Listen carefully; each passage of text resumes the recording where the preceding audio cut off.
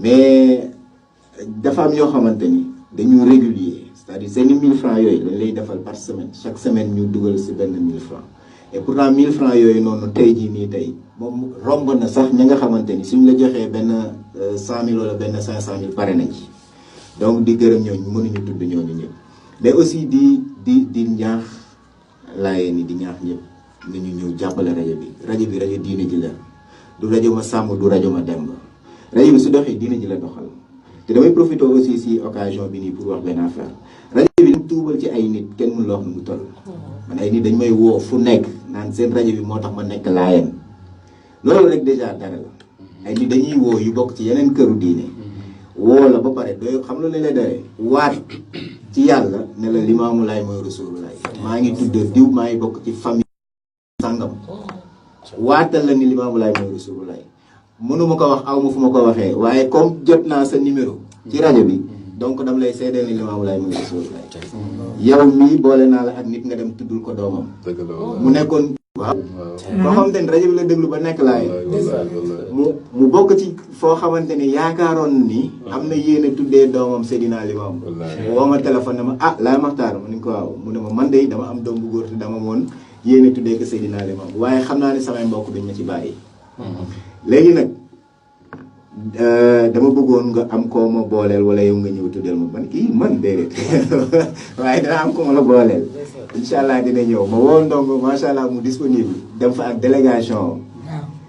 léegi voilà mu dem tuddeel ko doomam tuddeel ko Seydina Limaamu te yaakaaroon na ni ndeysaan loolu du mën a nekk ndax ay mbokkam duñ ko si bàyyi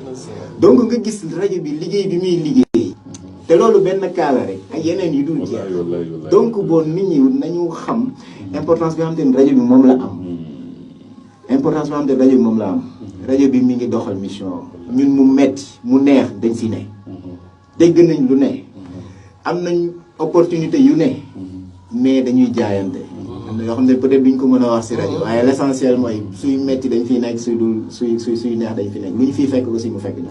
donc mbir mi du ñun parce que ñun déjà jaay nañ suñu bopp rajo ba pare mais yeneen lay bu ñu xeeb seen dara nañu ñëw jàpp si rajo bi bu ñu xeeb dara numéro téléphone yaa ngi fi koo ci mën a contacter pour apporter ce soutien am na fi li nga wax sànq ci wàllu spot yeeg si wàllu publicité yi mais man fi laa fekk loolu ñoom Seydina ñu ne rajo bi mooy première rajo communautaire au Sénégal te rajo bi moom nga mën a wax ni di nga atteindre sa cible à 100%. xam nga sondage yi génn ni ñu nekk 9e position. mais soo xoolee sondage yi fi ñu ko effectué du sax ñun si suñu zone yi nga xam te ni fa la ñu ëppee audience. donc tey imaginer suñ ko effectué woon si zone yi nga xam te ni si ëppee audience mais boobaa ñun si 3 premières yi la ñuy wax. bopp parce que peut-être duñu ba classé fenn fi mais ñun ci suñ doxalin rajo xam te ni dina dem ba Sokone ñu lay woo. day dem ba Fatick fu nekk daf fay dem ñu lay woo sama grande sœur suñu taaw mi ngi ba Waalo daf may woo ne may guddi gi seen rajo bi rek laay déglu ma toog ak benn agent wu ARTP ñu siy waxtaan noonu laayeen la sax di ko ziar Liba Sow man mu ne ma techniquement loolu warul mën a nekk loolu la wax ma ne ko nekk na de mu ne ma xaw ma waaye techniquement warul mën a nekk waaw parce que même fréquence bi jox nañ ko beneen rajo à Thiès allez donc comment se fait-il que fréquence di jéggi fréquence di dem di émettre ji faneen mu ne ma en tout cas techniquement mënu nekk donc moo lay wan ni bon mbiru yàlla moo si nekk waaw bon nag niñ profité jaayante ak suñu booloom ñu jàppale rajo bi dem ñu jàppale rajo bu ñu xeeb dara lu mu mënti doon dañuy jàppale rajo bi sinon aussi di woote di renseigner wu donc si gàttal daal loolu laa amoon lu ma ciy wax di ñaan nit ñi ni ñu ñëw jàppale si rajo bi ni ñëw jàppale rajo bi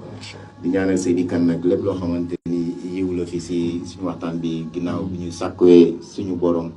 mu boole si jotaay yi mu nangu yiw bi ñu jotal ñu ko Seydina Kane yàlla yeesal njëggalam yeesal ay xeebalam waaw ma salli ala Seydina Muhammad jërëjëf